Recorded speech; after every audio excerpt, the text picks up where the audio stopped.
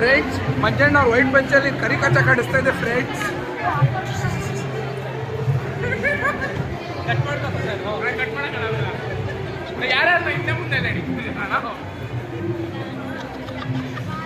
Hi friends ನೋಡಿ ನಮ್ಮ ನಾನು ಗುರುವಾಯೂರಿನಲ್ಲಿದ್ದೀನಿ ಈಗ. ಗುರುವಾರ ಸ್ವಾಮಿ ಕೃಷ್ಣ ಕೋಳಿಲ್ಲ.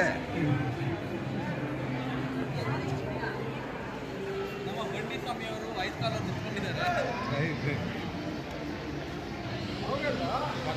ಆರ್ಕೆಸ್ಟ್ರಾ